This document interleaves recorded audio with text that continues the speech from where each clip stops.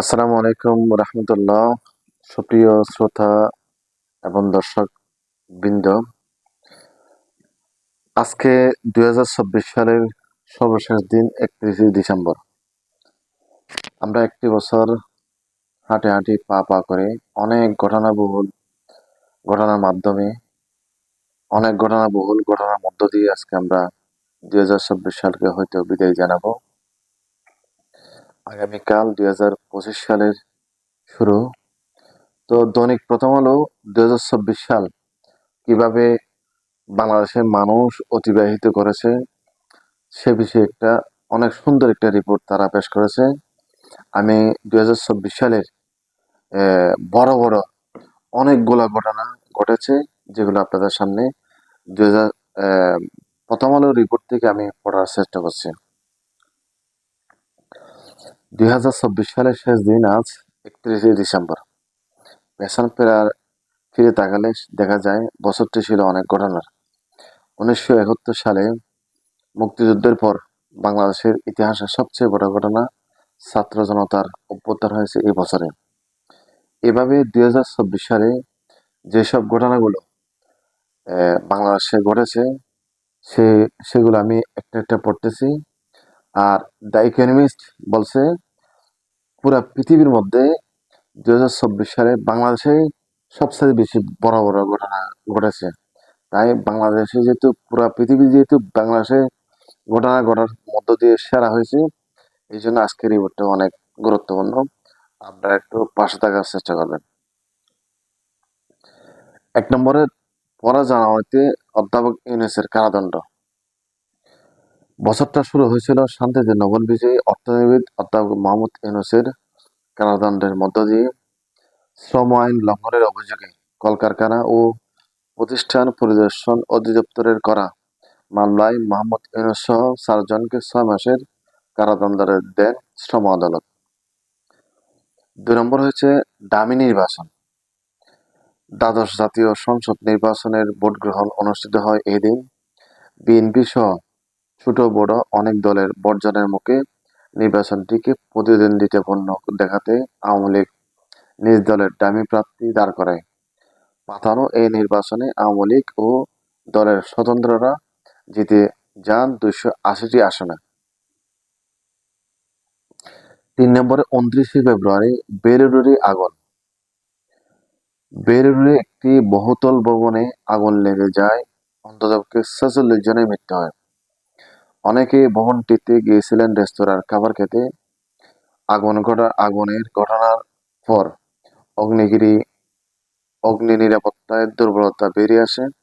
রাজধানী জুড়ে শুরু হয় লোক দেখানো অভিযান, যদিও তাতে পরিবর্তন খুব একটা আসেনি। 4 নম্বরে, 10ই মার্চ মেয়েদের ফুটবলে শিরোপা জয়। ভারতকে টাইব্রেকারে 2-3 গোলে হারিয়ে সাফ অনূর্ধ্ব-16 নারী চ্যাম্পিয়নশিপ শিরোপা জিতে বাংলাদেশ। 5 নম্বরে, 12ই মার্চ বাংলাদেশের জাহাজ সোমালিয়ার দস্যুর কবলে। সোমালিয়ার জলদস্যুরা ভারত মহাসাগর থেকে বাংলাদেশি জাহাজ এমভি আবদুল্লাহকে জিম্মি করে। জাহাজটিতে ছিলেন বাংলাদেশি 23 জন নাবিক। মুক্তিপণ দিয়ে জাহাজটি ছাড়া প্রায় 14 এপ্রিল রাতে নাবিকদের কোনো ক্ষতি হয়নি। 6 নম্বর ঘটনা হচ্ছে 22শে মে কলকাতায় বাংলাদেশের সংসদ সদস্য কোন? ঝিনাইদহ 4 আসনের সংসদ সদস্য আনোয়ারুল আজিম কলকাতায় চিকিৎসার জন্য গিয়ে 8 দিন নিখোঁজ ছিলেন। 22শে মে তার খুন হওয়ার বিষয়টি জানা যায়।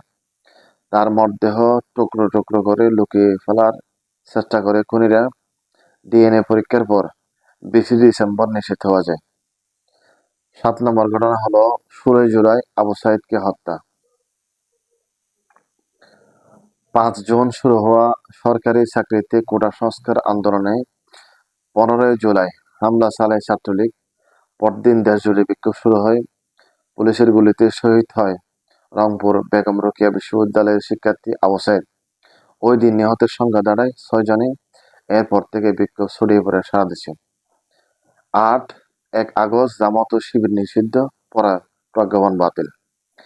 জামাত ইসলামী ও ইসলামী ছাত্র শিবিরকে নিষিদ্ধ করে প্রজ্ঞাপন জারি করে স্বরাষ্ট্র মন্ত্রণালয়।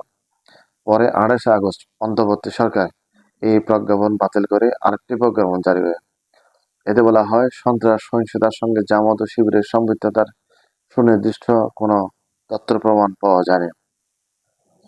9 নম্বর হচ্ছে 5 আগস্ট অভ্যুত্থানে স্বৈরাচারের পতন। বৈষম্য বিরোধী ছাত্র আন্দোলনে গুলি করে হত্যা, ইন্টারনেট বন্ধ, কারফিউ জারি, নানা চেষ্টা করেও টিকতে পারেনি স্বৈরাচারী আওয়ামী লীগ সরকার।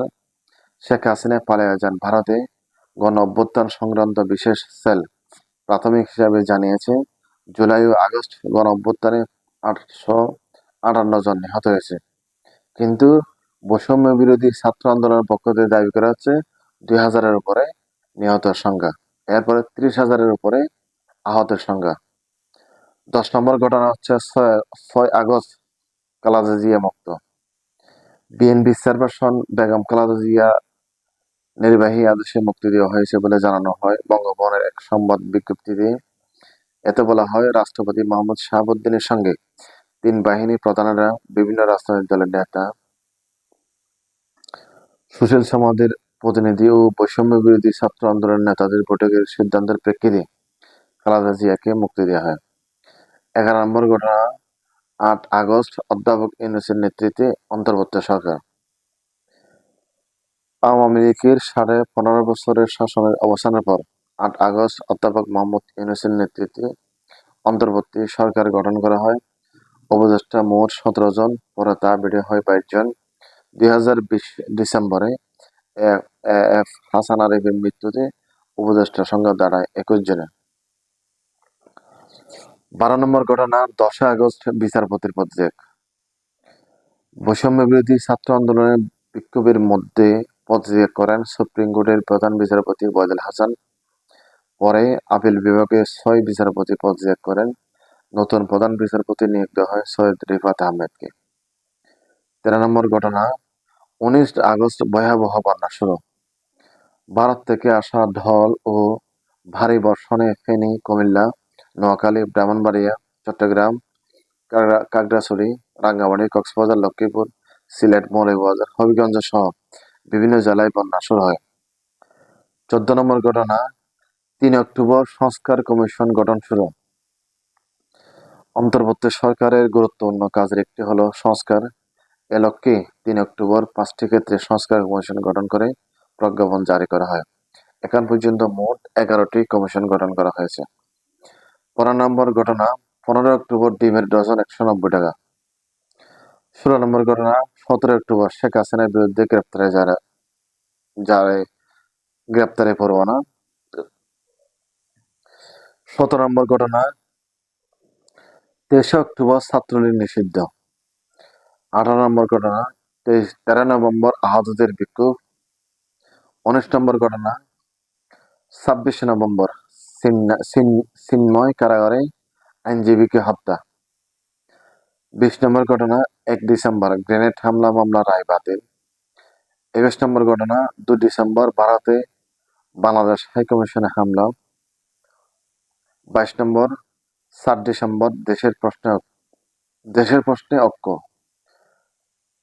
এটি একটু পড়ি। প্রধান উপদেষ্টা অধ্যাপক মোহাম্মদ ইউনূসের সঙ্গে সংলাপে দেশের স্বাধীনতা, সার্বভৌমত্ব, অস্তিত্ব ও মর্যাদার প্রশ্নে ঐক্যবদ্ধ থাকার ঘোষণা দেয় রাজনৈতিক দলগুলো। দলের সঙ্গে বৈঠকের আগে ও পরে একই সংলাপ হয় বৈষম্য বিরোধী ছাত্র আন্দোলন ও জাতীয় নাগরিক কমিটি এবং ধর্মীয় নেতাদের সঙ্গে। 23 নম্বর ঘটনা 19 ডিসেম্বর বর্ষ সেরা বাংলাদেশ। 24 নম্বর ঘটনা এবং সর্বশেষ ঘটনা 23 ডিসেম্বর মেঘনায় জাহাজে 7 খুন। এই 2024 সালে 24টি ঘটনা ঘটার মধ্য দিয়ে বাংলাদেশ বিশ্বের সেরা ঘটনাবহুল দেশে পরিণত হয়েছে। আশা করি 2025 সাল অনেক সুন্দর যাবে আমাদের জন্য, অনেক ভালো যাবে, উন্নয়ন ঘটবে দেশের এবং সকল ভেদাভেদ বৈষম্য বিরোধী একটি বাংলাদেশ গড়ে উঠবে। এই প্রত্যাশায় আজকের মতো বিদায়। আসসালামু আলাইকুম রহমতুল্লাহ।